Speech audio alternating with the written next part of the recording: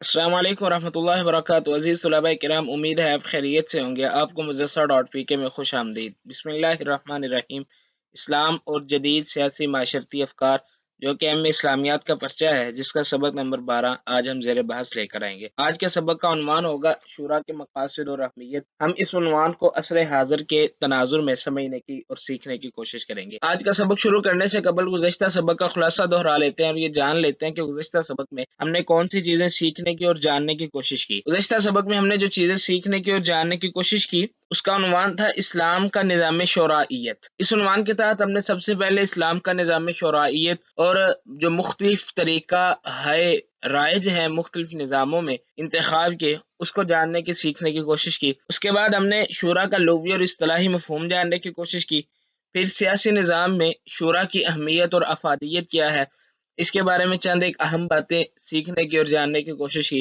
गुज़श्ता सबक में सबसे आखिर पे हमने नबी करीम सल्लल्लाहु अलैहि वसल्लम और सहाबा इकराम रिज़वानुल्लाहि अलैहिम अजमाइन के तर्ज अमल से चंद एक मिसालों के साथ ये बात समझने की कोशिश की कि किस तरह नबी करीम सल्लल्लाहु अलैहि वसल्लम और खुलाफाए राशिदीन शूरा को अहमियत देते थे और इस निज़ाम के तहत फैसला किया करते थे और इस निज़ाम की किस कदर अहमियत थी उनके नज़दीक। आज के सबक में जो चीज़ें हम सीखने की और जानने की कोशिश करेंगे, उसका उन्वान होगा शूरा के मकासद और अहमियत क्या है। इस उन्वान के तहत हम सबसे पहले शूरा की अहमियत कुरान मजीद से देखेंगे, फिर शूरा की अहमियत अहादीस से क्या है उसको जानने की कोशिश करेंगे।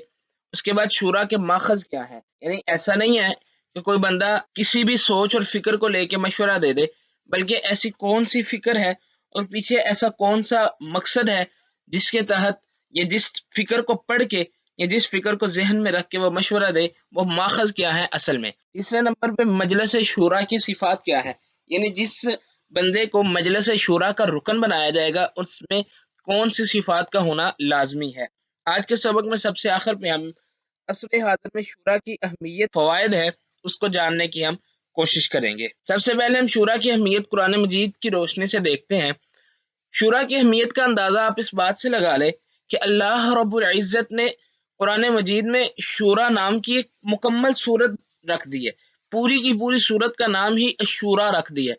ये 25वें पारे की पहली सूरत है और अल्लाह रब्बुल इज़्ज़त ने इस सूरत का नाम कुरान मजीद में सूरत शूरा ही रख दिया है। और इस सूरत में अल्लाह रब्बुल इज़्ज़त ने मोमिनों की ये सिफात बयान की है कि मोमिनीन अपने मामले को, अपने काम को मशवरे के साथ किया करते हैं।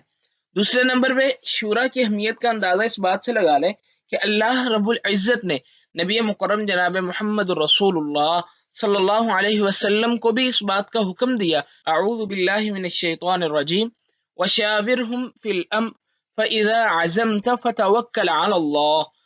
जब आप कोई भी काम करने का इरादा रखते हैं तो इनसे मशवरा करें, और जब आप मशवरे के बाद किसी काम में इरादा पुख्ता कर लें तो फिर अल्लाह पे तवक्कुल करें।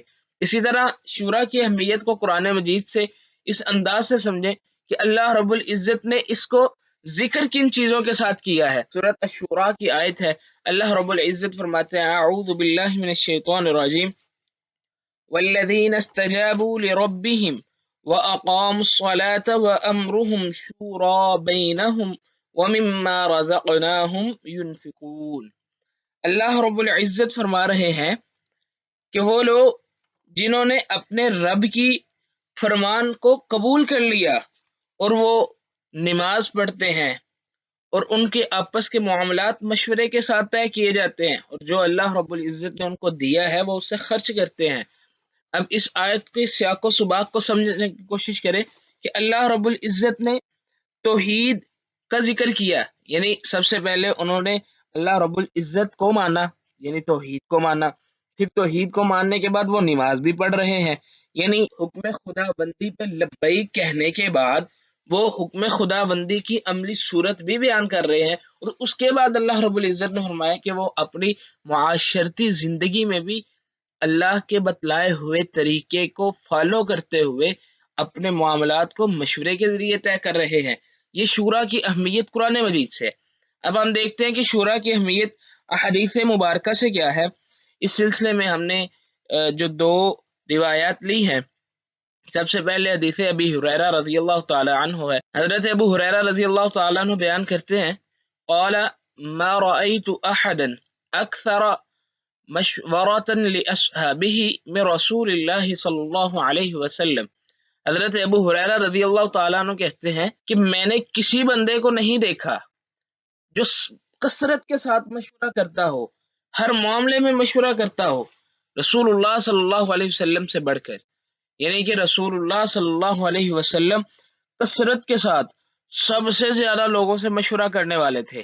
اللہ کے نبی صلی اللہ علیہ وسلم کو کوئی بھی واقعہ پیش آتا آپ مشورہ کیا کرتے تھے۔ اللہ کے نبی صلی اللہ علیہ وسلم فتح مکہ کے لیے نکلے ہیں، راستے میں مسئلہ پیش آیا تو اللہ کے نبی صلی اللہ علیہ وسلم نے مشورہ کیا۔ اللہ کے نبی صلی اللہ علیہ وسلم کہیں جنگ کا ارادہ رکھتے تو آپ تب بھی مشورہ کیا کرتے یا اللہ رب العزت کی طرف سے آپ کو یہ حکم تھا وَشَاوِرْهُمْ فِي الْأَمْرِ، آپ اس حکم کے مطابق لوگوں سے مشورہ کر لیا کرتے۔ یہ حدیث مبارکہ ہم نے لی ہے جامع الترمذی 1714 نمبر روایت۔ اسی طرح ہم نے ایک دوسرا قول لیا ہے شیر خدا حضرت علی المرتضی رضی اللہ تعالیٰ عنہ کہتے ہیں قلت میں نے کہا یا رسول اللہ صلی اللہ علیہ وسلم، اے اللہ کے نبی صلی اللہ علیہ وسلم، ان نزل بنا امر لیس فیہ بیان امر ولا نہی فما تأمرنی، اے اللہ کے نبی صلی اللہ علیہ وسلم اگر ہمارے درمیان کوئی ایسا واقعہ رونما ہو جائے جس کے بارے میں کوئی امر اور نہیں نہ ہو تو آپ ایسے معاملے میں مجھے کیا رہنمائی کرتے ہیں، میں کیا کروں ایسی صورت میں؟ آپ صلی اللہ علیہ وسلم نے فرمایا شاوروا فیہ الفقہاء والعابدین، اس مسئلے میں مشورہ کر لو فقہاء اور عبادت گزاروں سے، ولا تمضوا فیہ رائے خاصہ، اور صرف اپنی خاص رائے کے ساتھ فیصلہ نہ کرو۔ یہ طبرانی کی روایت ہے، ہم نے اس جو ہے نا یہ مجمع الزوائد سے یہ لی ہے۔ اسی طرح حضرت سہل بن سعد الساعدی رضی اللہ تعالیٰ عنہ روایت کرتے ہیں کہ رسول اللہ صلی اللہ علیہ وسلم نے فرمایا مشورہ کرنے والا بندہ کبھی حق سے محروم نہیں رہتا، او کما قال علیہ الصلاۃ والسلام، یعنی جو بندہ مشورہ کرتا ہے وہ اصابت رائے کو پہنچ جاتا ہے۔ یہ مشورے کی اہمیت کے اہم دلائل اور اہم روایات آپ کے سامنے ذکر کیے، کئی ایک اور بھی ہیں جو تفصیل کا طالب ہے اس کو چاہیے کہ وہ رجوع کرے اور اس کی تفصیلات کو تلاش کرنے کی کوشش کرے۔ اب آگے ہم دیکھتے ہیں جی شورا کے ماخذ کیا ہیں۔ اب ایسا نہیں ہے کہ کوئی بندہ اپنی مرضی سے ہی کوئی مشورہ دے دے، نہیں، بلکہ جو بندہ بھی مشورہ دے گا تو اس کا ماخذ یہ ہے کہ وہ سب سے پہلے اپنی رائے کو قرآن پر پرکھے، یعنی کہیں ایسا تو نہیں ہے کہ اس کی رائے قرآن مجید کے خلاف ہی ہے۔ اگر اس کی رائے قرآن مجید کے خلاف ہے تو وہ مشورہ درست ہی نہیں ہے۔ جس طرح کے موجودہ نظاموں کی بات کر لیں آپ، سیاسی نظام ہے، ہم پڑھ بھی یہی رہے ہیں کہ اسلام کا سیاسی نظام جب قرآن سے ٹکرا رہا ہے تو اس میں دنیا کے نظام کی اور کسی کے مشورے کی ضرورت ہی نہیں رہتی، ہم قرآن کو فالو کریں گے۔ دوسرے نمبر پہ احادیث ہیں، جب احادیث میں کسی مسئلے کے بارے میں رہنمائی مل جائے تو پھر کسی مشورے کی کسی اور بات کی ضرورت ہی نہیں رہتی۔ تیسرے نمبر پر اجماع ہے، یعنی جس مسئلے پر فقہاء کا اجماع ہو گیا اور فقہاء نے اس پہ اپنے متفق ہونے کا اعلان کر دیا تو اس کے بعد مشورے کی ضرورت نہیں ہے۔ پھر بھی اگر کوئی ایسا مسئلہ پیش آ جاتا ہے جس کے متعلق ہمیں قرآن، حدیث اور اجماع امت سے کوئی رہنمائی نہیں مل رہی، جس طرح کہ گزشتہ ہم نے حدیث کی روشنی میں حضرت علی المرتضی رضی اللہ تعالیٰ عنہ کا قول پڑھا، انہوں نے پوچھا تھا ان نزل بنا امر لیس فیہ بیان امر ولا نہی، یعنی کوئی ایسا معاملہ پیش آ جائے تو پھر ہم قرآن، حدیث اور اجماع امت، اجماع فقہاء، ان تینوں کی روشنی میں، یعنی ان تینوں کو بنیاد بنا کے پھر آگے اپنی رائے پیش کریں گے اور پھر ان تینوں کی روشنی میں ہم تلاش کرنے کی کوشش کریں گے کہ کون سا راستہ درست ہے اور سیدھا ہے۔ آگے ہم دیکھتے ہیں جی مجلس شورا کی صفات کیا ہے۔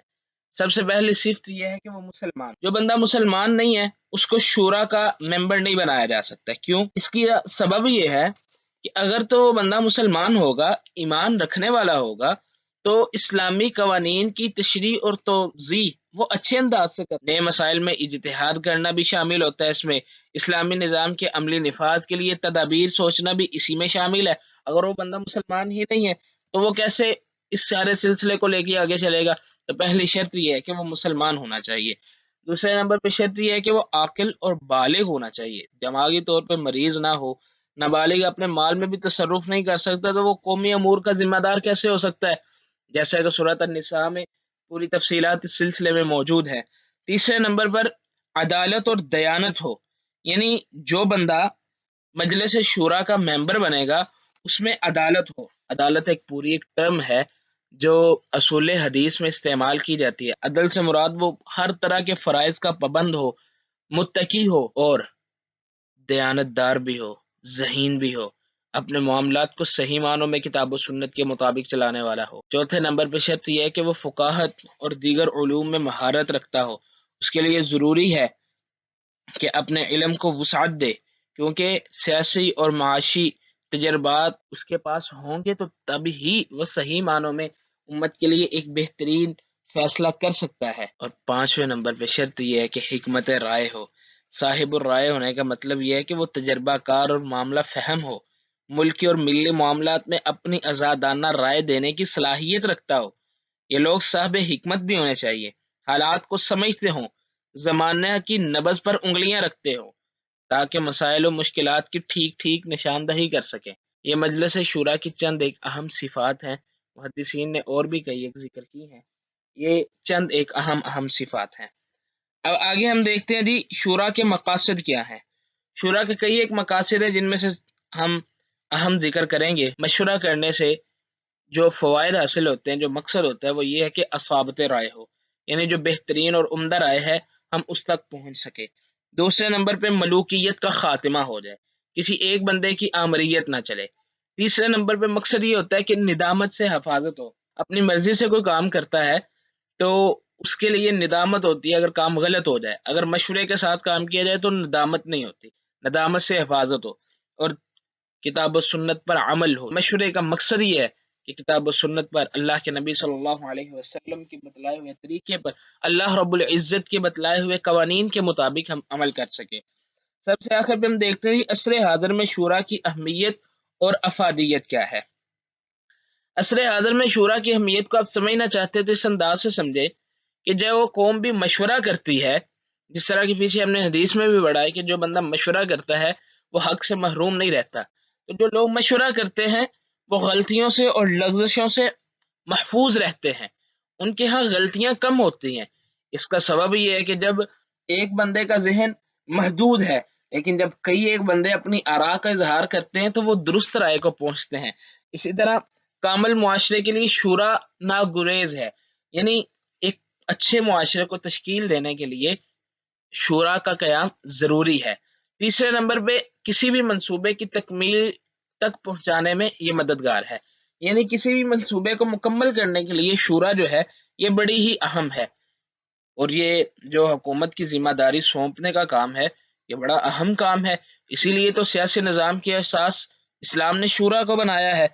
چوتھے نمبر پہ مساوات اور برابری ہوتی ہے۔ پانچویں نمبر پہ پیش آمدہ مشکلات کا حل شورا کے ذریعے ہم تلاش کر سکتے ہیں۔ ہمیں پتہ نہیں ہے، ہمارے سامنے 4-5 رستے ہیں، ہم ان میں سے کون سا رستہ اختیار کریں، تو مشورے کے ذریعے ہم بہتر رستہ جو ہے نا وہ اختیار کر سکتے ہیں۔ اور سب سے آخر پہ رائے عامہ کی تشکیل ہوتی ہے، یعنی جو عام لوگ ہیں وہ بھی اس مشورے میں شامل ہوتے ہیں اور سب کو اعتماد میں لیا جاتا ہے، کوئی بغاوت پہ آمادہ نہیں ہوتا۔ آخر پہ ہم خلاصہ دیکھ لیتے ہیں جی، آج کے سبق میں جو چیزیں ہم نے پڑھی وہ تھی شورا کے مقاصد اور اہمیت۔ اس عنوان کے تحت ہم نے شورا کی اہمیت قرآن و حدیث سے سمجھنے کی کوشش کی، پھر شورا کے ماخذ کیا ہے، پھر مجلس شورا کی صفات کیا ہے، اور سب سے آخر میں عصر حاضر میں شورا کی اہمیت اور افادیت کے سلسلے میں ہم نے چند ایک باتیں جاننے کی کوشش کی۔ اگلے سبق میں ہم پڑھیں گے انشاءاللہ اسلام کا نظام عدل۔ اس عنوان کے تحت ہم عدل کا معنی مفہوم جاننے کی کوشش کریں گے، عدل کی اصطلاحی تعریف کیا ہے، اور عدل کی اہمیت قرآن اور حدیث سے کیا ہے، عدل کی اقسام، یہ آئندہ سبق میں ہم جاننے کی کوشش کریں گے۔ تب تک کے لیے آپ ایک سوال حل کریں، جدید اسلامی ریاست میں شورا ایک قانون ساز ادارے کی حیثیت رکھتی ہے کیا؟ اس سوال کو آپ تلاش کریں۔ اللہ حافظ۔